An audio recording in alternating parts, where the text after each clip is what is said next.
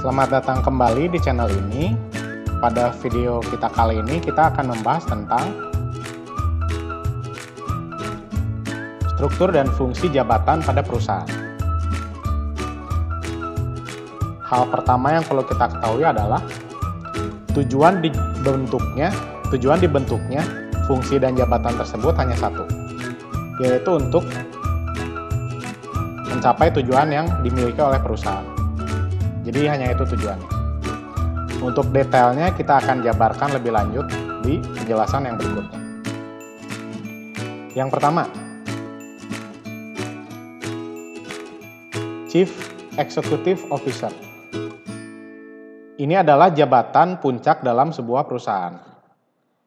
Karena seorang Chief Executive Officer bertanggung jawab atas keseluruhan perusahaan.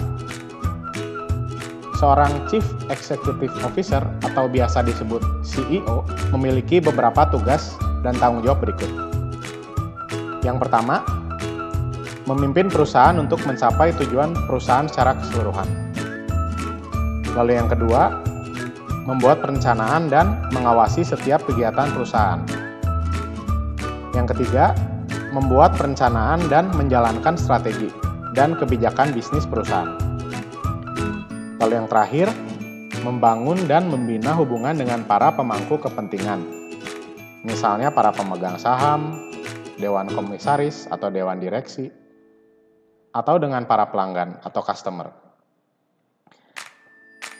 Lalu yang berikutnya, ada yang disebut dengan Chief Marketing Officer. Chief Marketing Officer memiliki tugas antara lain mencapai tujuan perusahaan dalam hal pencapaian target pemasaran dan target pendapatan perusahaan.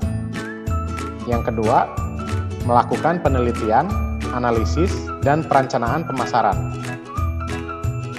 Yang ketiga, memahami tren pemasaran dengan tujuan untuk memenangkan persaingan. Lalu yang terakhir, membangun dan membina hubungan dengan para pelanggan perusahaan. Itu adalah beberapa tugas dari seorang Chief Marketing Officer. Lalu yang berikutnya, ada yang disebut dengan Chief Human Resources Officer. Tugasnya antara lain, yang pertama, melakukan proses perekrutan karyawan perusahaan. Yang kedua, memastikan kinerja perusahaan tetap optimal dengan mengawasi kinerja para karyawan perusahaan. Yang ketiga, memberikan penilaian dan penghargaan terhadap kinerja karyawan perusahaan.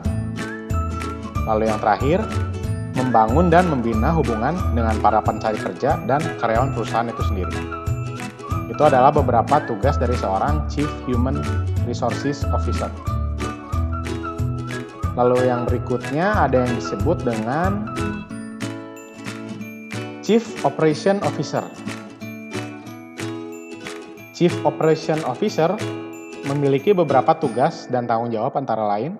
Yang pertama, menentukan kebijakan dalam hal operasional perusahaan. Yang kedua, membuat anggaran biaya operasional perusahaan. Yang ketiga, memastikan kinerja perusahaan tetap optimal dari sisi operasional. Lalu yang terakhir, bertanggung jawab dalam pengawasan dan pemeliharaan semua sarana dan prasarana yang dimiliki oleh perusahaan. Itu adalah beberapa tugas dan tanggung jawab dari seorang Chief Operation Officer. Lalu yang berikutnya, ada yang disebut dengan Chief Financial Officer. Tugasnya adalah mengatur dan mengelola keuangan perusahaan secara global. Untuk detailnya, tugas yang pertama adalah menentukan kebijakan dalam hal keuangan perusahaan. Yang kedua, membuat anggaran keuangan perusahaan secara keseluruhan pada suatu tahun berjalan misalnya. Lalu yang berikutnya, bertanggung jawab dalam semua transaksi penerimaan dan pengeluaran perusahaan. Lalu yang terakhir, bertanggung jawab dalam pengawasan keuangan perusahaan.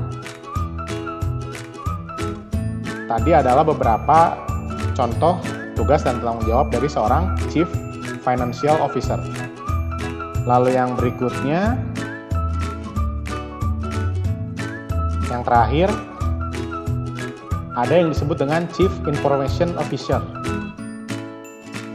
Chief Information Officer memiliki tugas dan tanggung jawab antara lain, yang pertama, mampu memahami tren perubahan teknologi atau informasi atau ekonomi dan peluang bisnis di masa ini dan di masa depan.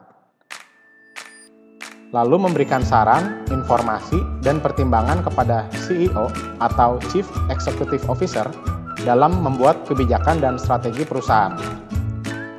Lalu yang ketiga, bertanggung jawab dalam pengelolaan proyek dan pelayanan perusahaan. Lalu yang terakhir, bersama dengan CEO, memimpin tim dalam perusahaan untuk mencapai target yang telah ditetapkan sebelumnya. Jadi pada intinya, tim tersebut dibentuk untuk menjalankan rencana bisnis perusahaan dengan tujuan agar rencana tersebut dapat diwujudkan. Kurang lebih seperti itu yang bisa saya jelaskan tentang jabatan di dalam perusahaan. Terima kasih Anda sudah menyaksikan video ini. Apabila Anda menyukai video ini, silakan Anda like dan subscribe. Terima kasih.